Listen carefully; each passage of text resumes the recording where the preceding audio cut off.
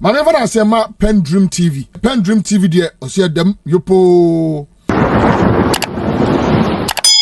Enti abusiafo ya mama kwaba e de moba Pen Dream TV so. Ane Dennis Abuaje Miracles. Dennis Abuaje Miracles ono ena okasama Dr. Mahmoud Bawumia oye MPP Franka Tufo na osaye nkane Ghana omanpenyin abedi akiri na Dennis Abuaje Miracles na nsemu nyina mudi adanse se yekufo ekomoa no echi no no koshi mu be 4 days bi ansa na onya bail na abusia abrante na no pa ni na no kasa problem kese e na o afa di ama no ho say na mohu di ato chama Wontumi na Dennis Abuaje Miracles onu ankasa e na ebo na mena is the next on the line a san say onu baby onam no to be pesa ukotie video bi yes be pesa ukotie video memo atie video bi abusiafo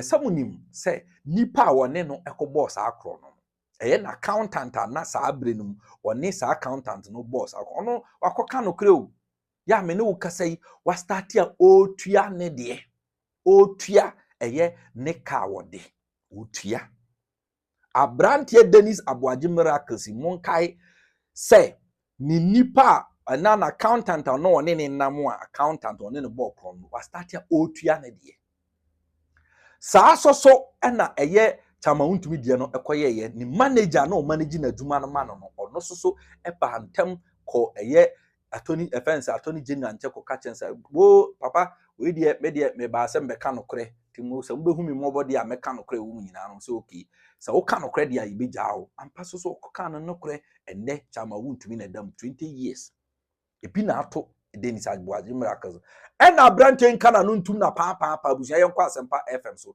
yenko tie de lawyer Bernard Bediako akwatia MP yenko tie nkoma okaye fa Dennis Abuaje Miracles ne nkoma okodi ya ne nsama onam social media ne radio TV stations ekam de betimi de abre no abusia kai hu se aha Pen Dream TV na subscribe to the channel mame abusia sa so na mesre say 2M friend saying 2M Sam almost say main cancel 2M Sam Electricals or say main cancel say no house wiring and installation fault tracing ewo ofie abusia Mr. Fredo na omeboa on hihye unkenia ema na emwa yi yanko ne yankohwe information yankoti information embassy here. You see, minim say oye interview no minim say eniama bi ba wadwen mo senso say chire na obehwa ade Miracles abe ne no me wa futu de ma no oma we nye ne twato obekasa okay ehun oh you see ase we ba ye ni anema yoko nhwehwemu a omo ye any idea in terms of details no pressure ni echi apart from statement on release your munka sebio. Yes. And you don't underestimate an agency like that. You don't know what they have. You don't know nipa bimpa ye politicians. Wako ke bibia fa. E tell be nipa grade be na obetra na accountant na wo investigating the day. What kind of question statement? Unim waka je yoko. Men kan you. Yes. So yeah they are no ahweni. MD ayinachi because aba ye na ya betra ka Wontumi asemi wa show shirt kama abetra he so obo man no so obutiare na ote am from a papa for am wo he obia beko omo aye press conferences omo ebochobo ye obia wi okonifie obia ni nsawe mo obi eba ye omo fa nkrofo kotena obi kura se remon acha ne achi na tum na ye release no so video siri bi yeah high for politicians near me to be a video. I'll be sorry, so I can't on them won't ya. Baba so crazy, it's a wire TV. You're releasing on 10 so 80 hour movie, or couldn't feel. Inti made a mess, and he's a young man. Obian who wish Bibi Bonnie Bimano. He's doing well for his party. But and one on one, so G2, Muno say, accountability so there as a so bu oje public office now one significantly and some more kind narrative or my eniano one was we go MPP mpanyfo masepa Aden obi say na makuri mu kra me gidi say na u follow yes and some we di kind tea and say ya chi no kwan bi so an say ya chi no na the lawyers kra nya kwan access to him obetra ha kan asem also first 2 days and then the lawyers nya access no or say or no man narrative be a bro baye or see immigration force say stop order and then or see or no ne lawyers kasai so be kaya or see or ne lawyers kasai say aden on no count now mo hwehwe be no de farm so na mantia na ne lawyers so mni mo at no point na mte so ka say because una wo be kire lawyers o feel say or is so mo ba say yes most matching but me person be lawyer e bansa na ibiase and deny no that may even be a chair no me can say me person be tie no power side because that would be a breach of the constitutional right article 14 no. But in the absence of that there sabe it doesn't lie with MPP ni bia so no beka because the constitution yanchi obi and sa na no and the constitution no imperative no and ma any obligation say you can inform MPP for nienti or match miracles until they don't owe any obligation to MPP as a party. A miracle, so never can say me am a lawyer. It even if we a lawyer said Justin could you now kasa at that point you no so now a lawyer for miracles.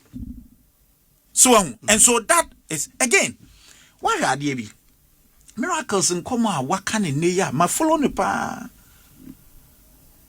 what can say you kwadwuma mo ye on 40 yes or can consistently yes say eyo masede eyo madwuma nti e wo so mo ye o madwuma utie nkomo ni bi utie social media post and someone crofo kan okrom ha said the intini achi miracle me can be say and I've said it so be a wetin baby be and then na miracles I am habemu unso say the problem pa your statement na yoko release ye no AMPP amanyoko ni mpelifo na mass pressure do say a day tin match no me can baby say there is no legal obligation on Yoko so beba out abeka ne enti a wache your friend is saying because any right because and somebody be a full sense say Pia Bontin whether true or false he will have his day in court it means I would rather prefer say keep me and this no and teneno because ebia wo teneno no na enipa bi a hwe asem na etie no no so hu me in a certain light even before I have my day in court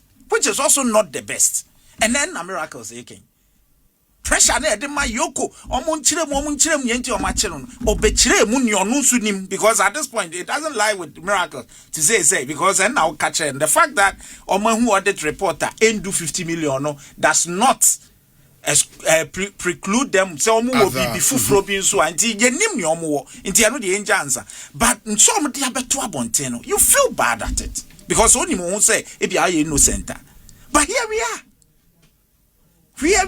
yenchirem ni enti a ya chero no and now draw the beto abontia miracles feels said no and say nko this statement but it say also they could have stated why they picked him without misleading the public. Well, how is it misleading? Well, no free said the 55 million they put out. And on the matching, it doesn't lie with him. Beyond even the audit report. But you see, yeah, but they sent him a letter. Say Omra, they were investigating him on these 3 issues. But the 3 issues. Which 3 issues in that letter? And the state say 20 million, about 20 million. In his pain, and they said, why then do you put out a letter say we investigated for 55 he may say these things, but also are raising with them. Of course. So at that level, they may. But you see, the point here is that it your purchase and you a lawyer or purchase say 9 million is a 10 million young man.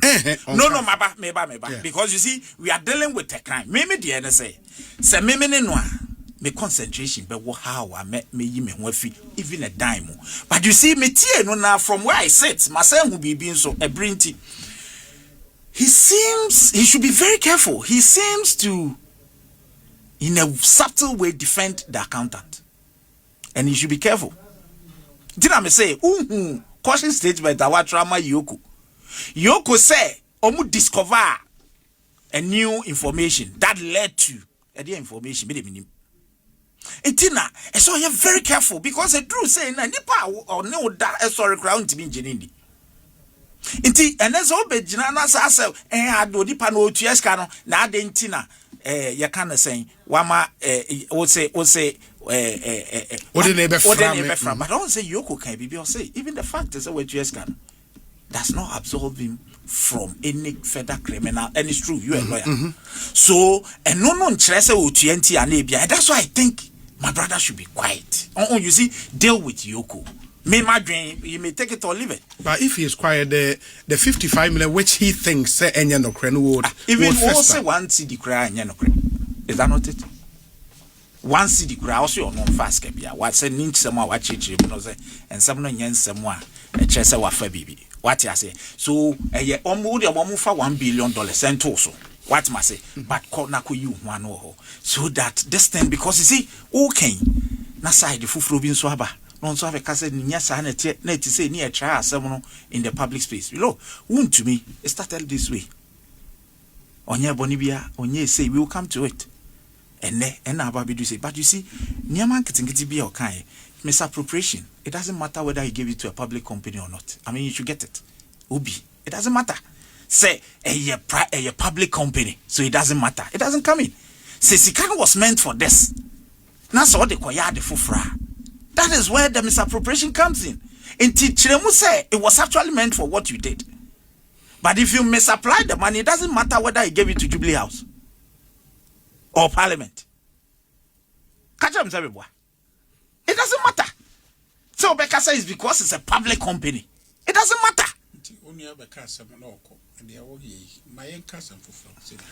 So you see, I'm seriously, me uncomfortable.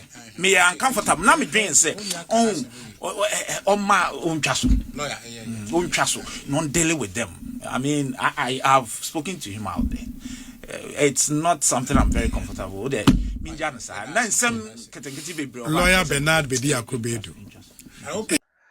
Abuja Pen Dream TV so na okutie sa nkomo yi na enti Dennis Abuaje Miracles ono a na sebe all pet problem dia ma no ye onam a oye nyina na abuja eye strategy or sympathy but you see the defense saying chama Wontumi ye no nam ha no radio interview to radio interview and I me nya kronfo and I me maji abaya jumada and I me nye say and I me die hia na say wo ye pese yete and say eyampa say wakobokro no oni obi esoso na kobokro no eyampa se nipa no otua ne de anaso ontua ne de sa sem no bi na ato Dennis no Dennis na ho be che no Dennis Abuaje Miracle maybe obi amon kan kire no he is the next on the line kono na wabo no ya wo sori a pan tell so be bre no ho ase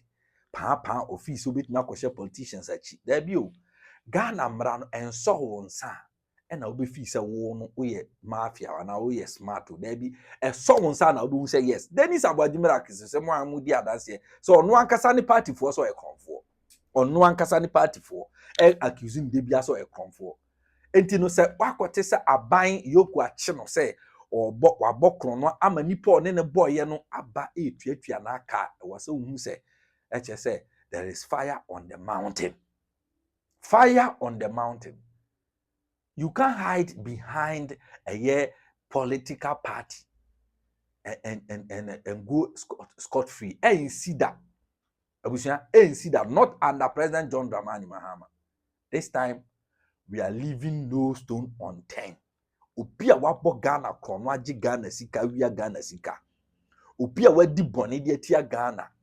Wo mrano eni ubedi. Yes, justice tukono. Or say, the law is the law. The law is the law. Emra emra. There is nothing you can do about emra. The emra ne siena no ye di adwuma. It will be biara wadi Ghana boni. Nipa no obedam. Nti sa metete sa manfo ka na table no tani a table no abuja table tani a nipa wa wia Ghana sika bia table tani was e chem. We are not condoning corruption. We are NDC ni na so we are appointing ne na ya ma opposition mi na okuramu a di nukrefa ma on ma never na say ma Pen Dream TV de o se dem yopo